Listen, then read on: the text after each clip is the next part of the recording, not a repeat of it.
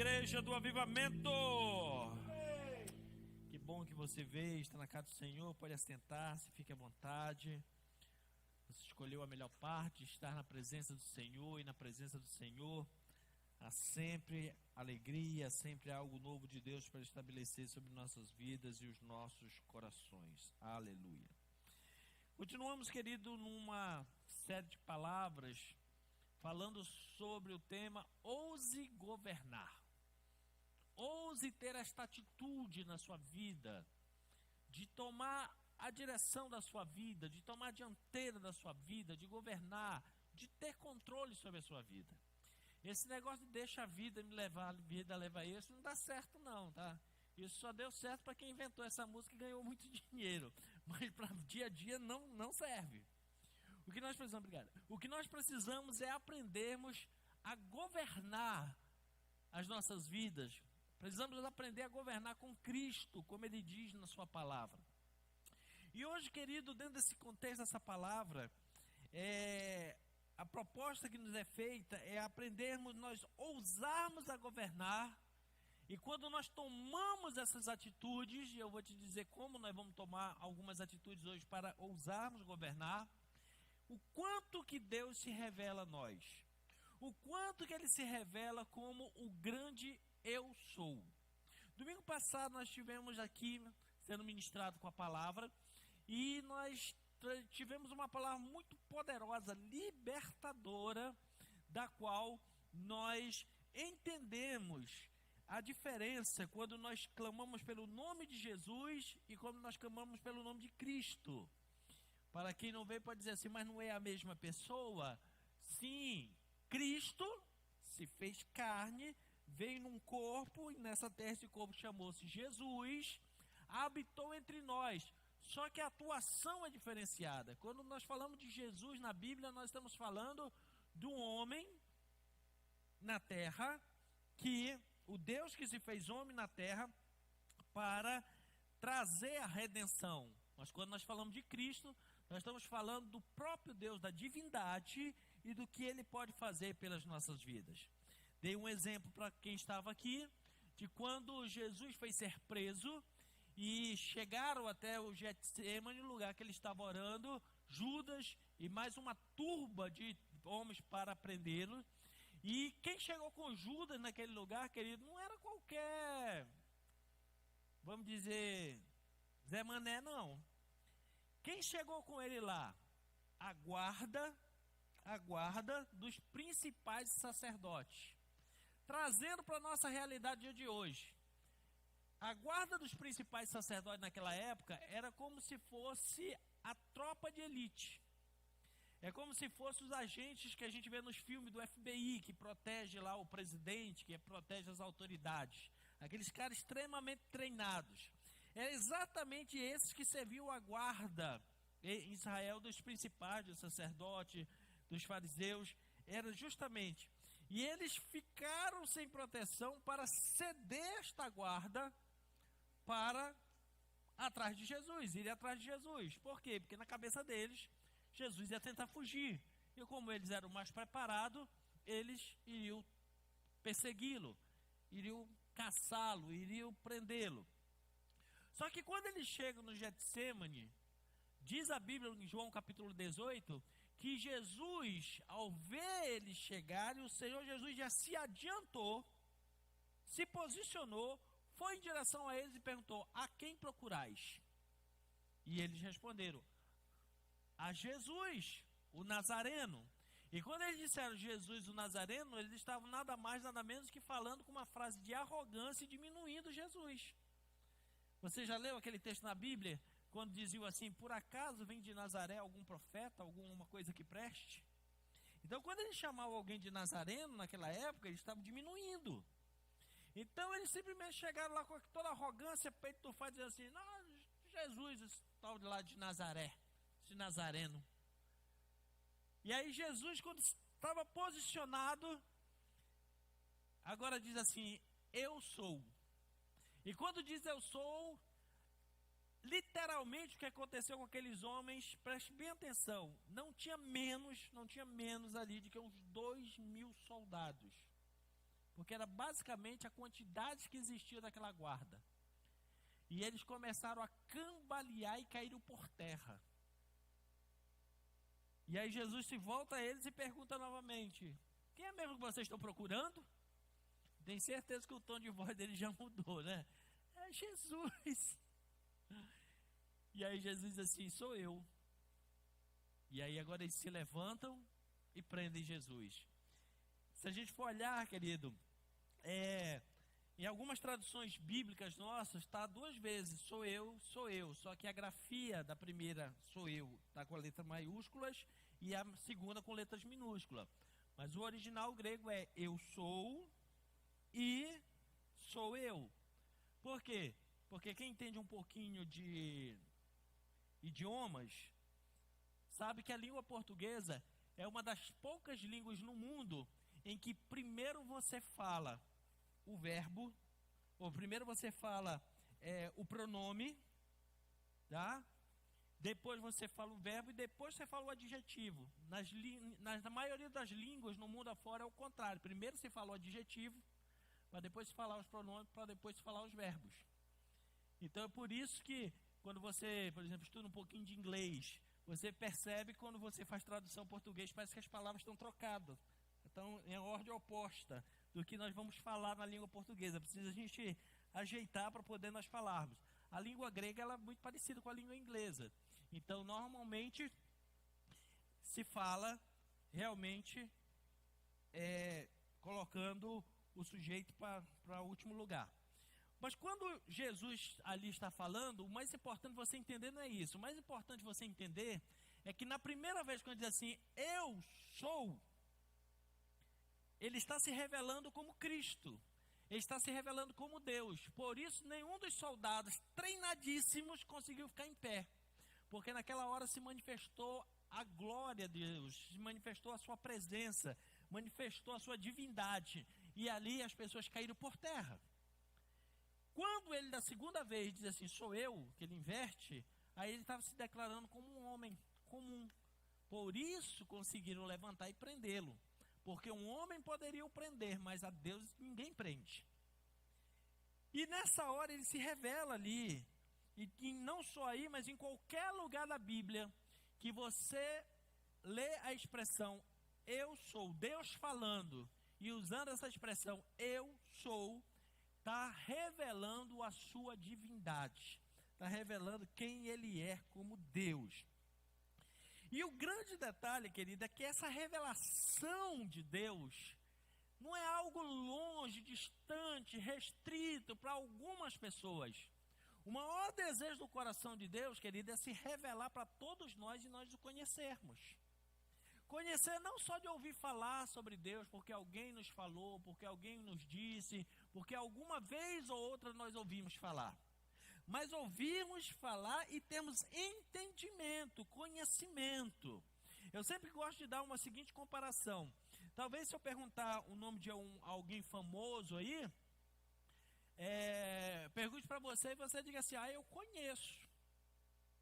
Mas na sequência eu dizer assim, é mesmo? Então o que é que ele gosta de comer? O que é que ele gosta de fazer nas horas vagas? Aí você vai dizer, isso eu não sei. Porque você não conhece, você ouve falar daquela pessoa. Para conhecer, você tem que conviver com aquela pessoa. Você tem que passar um tempo com aquela pessoa. Você tem que compartilhar momentos com aquela pessoa para dizer de verdade se você conhece ou não conhece. Então, querido, nós precisamos tomar algumas posturas na vida para não ficarmos dizendo que conhecemos Deus e, na verdade, nós não conhecemos nada. Nós só ouvimos falar. Ele é grande, ele é o Criador dos céus e da terra, ele é Salvador, ele é isso, aquilo. Tá, você conhece essa informação, quem lhe deu? Eu ouvi falar, uma pregação, um pastor falou, alguém falou, o irmão me falou, beleza. Mas isso não é suficiente. Nós precisamos ousar, querido, em conhecer verdadeiramente quem é Deus. Porque na hora que nós ousarmos conhecer verdadeiramente quem é Deus, Ele quer se revelar a nós. Uma das melhores ilustrações que eu já vi na minha vida, dessa procura de Deus, eu vi uma vez um escritor dizendo assim num livro, Deus, Ele gosta de brincar de esconde-esconde conosco. É que nem o pai quando brinca de esconde-esconde com os filhos. Se ele se esconder muito, perde a graça da brincadeira. A criança desiste, a criança começa a chorar, ela se aborrece, porque está difícil. Então, como é que o pai, a mãe que está brincando ali de esconde-esconde com os filhos fazem? Ele se esconde deixando o pé para fora, o braço para fora, aparecendo a cabeça depois do sofá. Para quê? Para que a criança venha, para que a criança ache. E na hora que acha, o que é que você faz? Você faz de conta que vai pegar a criança. E aí a criança que estava caçando, vamos dizer assim, o adulto, agora ela corre e o pai que sai correndo atrás dela. Vou te pegar, vou te pegar.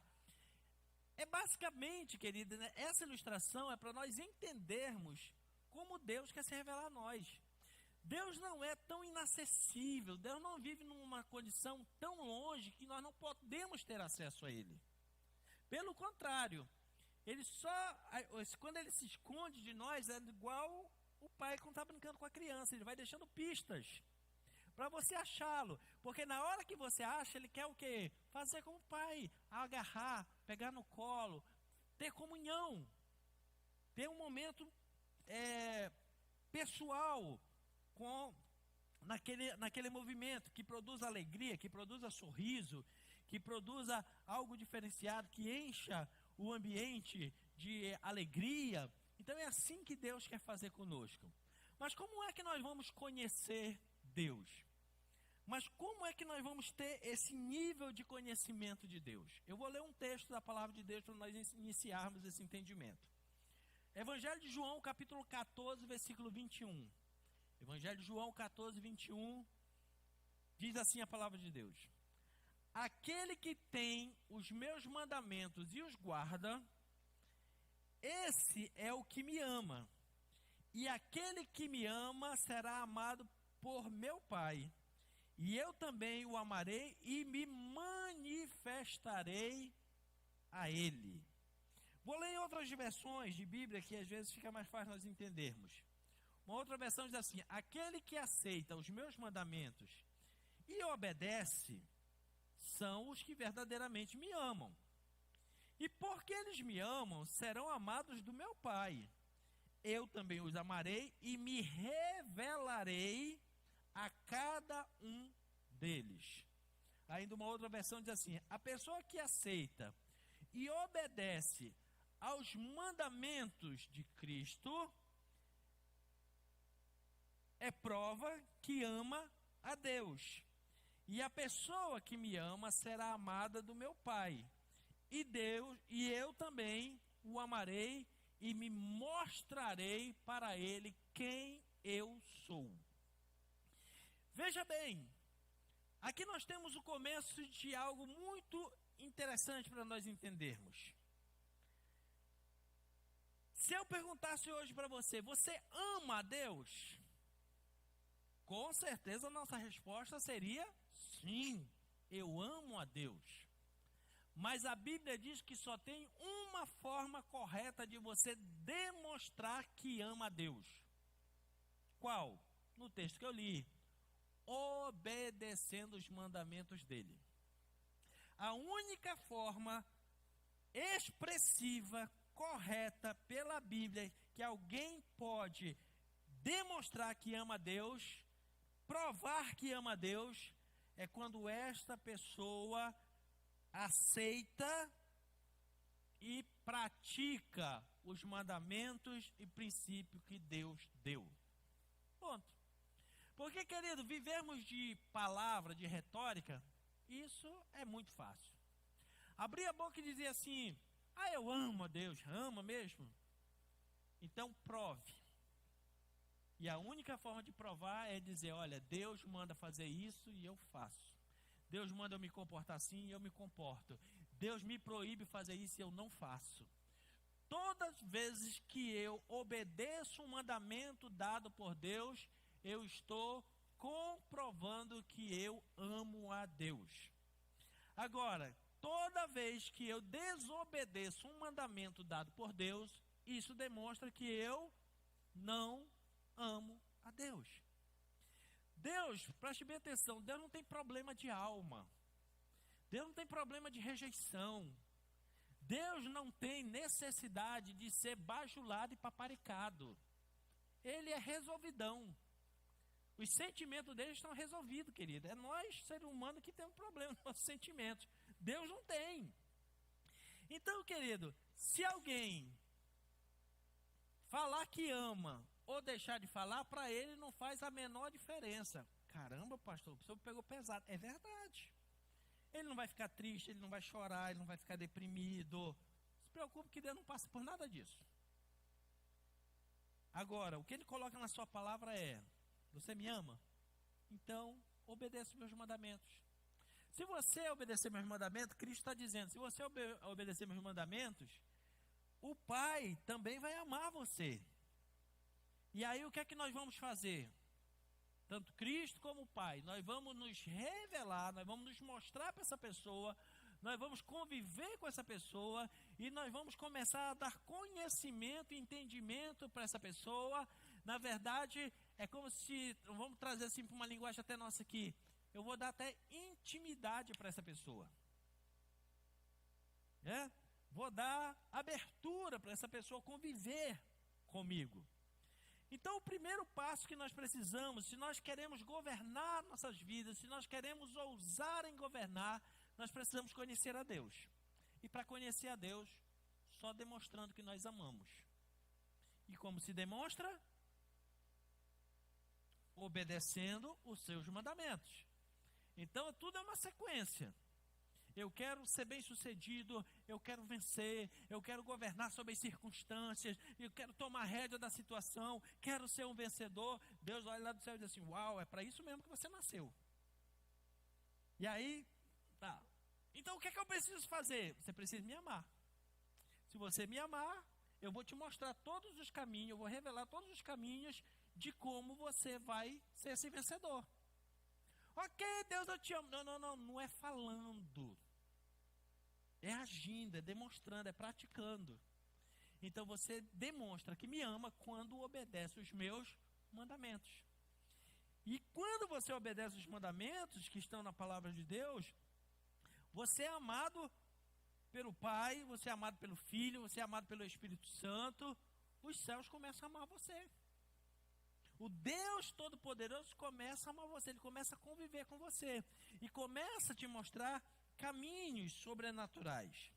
Então, querido, obedecer a palavra de Deus é a maior prática de amor que alguém pode demonstrar na vida.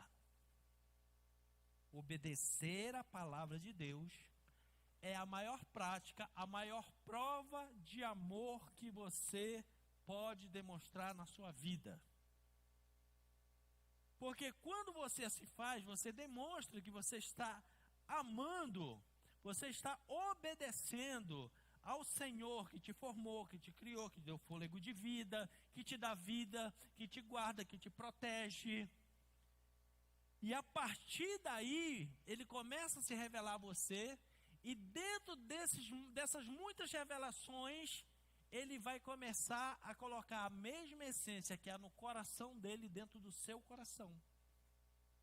E aí você vai começar a agir como ele age, você vai começar a amar como ele ama, você vai começar a falar como ele fala, vai começar a se comportar como ele se comporta, e aí você agora vai ter uma unidade. Vocês agora vão falar a mesma linguagem, vai ter a mesma parceria. E aí o negócio começa a funcionar, começa a fluir. Porque qual é o grande problema do ser humano? É que Deus diz assim, vai nessa direção. Aí o indivíduo vai um pouquinho e diz assim, sabe uma coisa, eu vou fazer a vida do jeito que eu quero, da forma que eu quero, e não sei o que mais, sou eu mesmo que pago minhas contas, bababá, aquela história toda, né? Aí ele começa a andar na direção que ele quer. Quando o negócio aperta, ele se lembra de quem? De Deus.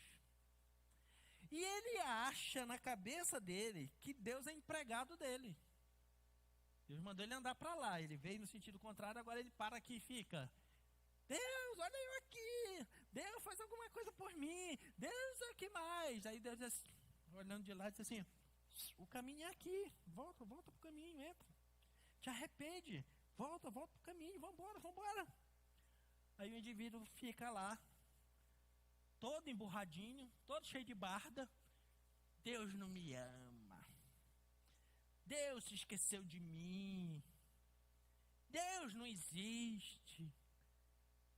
Mas aí Deus olha de lá e diz assim: você quer ficar na barda, filho? Fica. Eu tenho mal o que fazer na vida. Eu me preocupo com aqueles que me amam. Quem me ama está andando aqui junto comigo no meu caminho. Agora, bardoso, desobediente, sofre. Pastor, Deus faz isso? O Deus que te ensinaram talvez te ensinaram errado. Porque esse que eu estou te ensinando é o Deus da Bíblia. O que é que ele diz? Aquele que me ama, guarda os meus mandamentos. Você tem que tomar atitude primeiro. Amar, tomar os mandamentos. Eu então o amarei e vou me revelar a ele, vou mostrar para ele qual é o caminho certo para nós andarmos.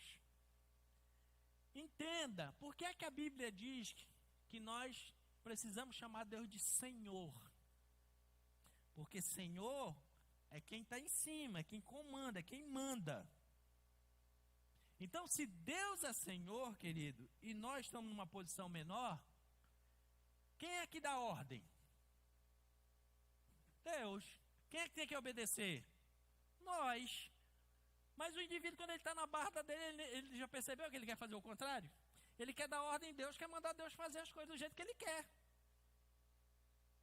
Só que Deus olha e diz assim: eu não dou bola para filho bardoso.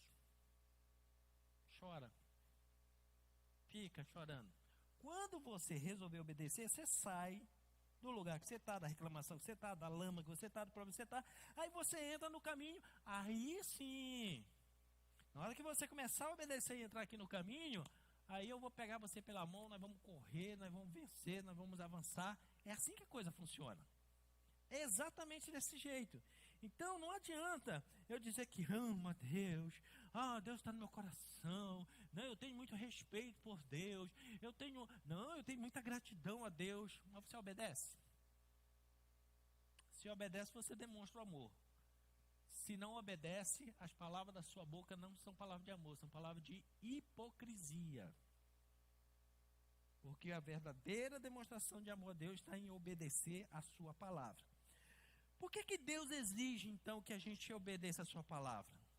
Querido, porque a palavra de Deus, quando nós obedecemos e começamos a cumpri-la, ela muda a nossa vida. Simplesmente por isso. Porque a palavra de Deus, a Bíblia, ela não foi dada para ser um livro dado para nós de superstição. A pessoa está passando um momento difícil, ele pega assim a Bíblia, eu vou abrir aqui um texto para ler, o que é que Deus vai falar comigo? Parece que está fazendo roleta russa com a Bíblia. Eu sei a história de um camarada que ele estava assim desesperado, não, eu vou abrir a Bíblia porque Deus vai falar comigo. E na hora que ele abriu, caiu naquele texto assim, e Judas saindo foi enforcar-se. Aí ele fechou na hora, não, está errado, está errado. Vou abrir de novo. Na hora que ele abriu, na outra parte estava escrito assim, o que tem que fazer faz depressa. Aí ele parou com esse negócio de ficar buscando o texto isolado na Bíblia. Aí ele foi aprender de verdade. Porque quando nós aprendemos a palavra de Deus, preste bem atenção, você vai ver que quem busca conhecimento da palavra de Deus não tem dificuldade em obedecê-lo. Por quê? Porque para cada momento que você obedece a Deus tem uma recompensa. E a Bíblia mostra. Agora, para quem não conhece a palavra de Deus, qualquer forma de obediência a Deus, ele acha que é pesado. Ele acha que é um peso, ele acha que é um fardo, ele acha que é um jugo. Ele acha que ele não tem condições de obedecer. Que ele não tem capacidade, que Deus é muito grande, que ele é muito pequenininho, ele não é nada. Ele é mosquinha aqui. Mas na hora que você começa a conhecer a Bíblia, você começa a dizer, peraí, gente, eu sou mais do que eu pensava que eu sou. Tem mais promessa de Deus para mim do que eu imaginava. Tem mais coisas que Deus reservou para mim. E aí, querido, você vai ver que a facilidade que vai ter de conviver com Deus. E quando você começa esse aprendizado, que a palavra de Deus entra em você, começa a fazer algumas coisas da qual torna mais fácil você ter esta ousadia, ter esta força de governar sobre as coisas. Por quê? Porque quando nós começamos a ler a palavra de Deus, uma das primeiras coisas que ela faz conosco é renovar a nossa mente. A renovação da mente. Por isso que o apóstolo Paulo, em Romanos capítulo 12, versículo 2, diz: não se conforme com esse mundo. Outra tradução diz assim: não se amolde a esse mundo.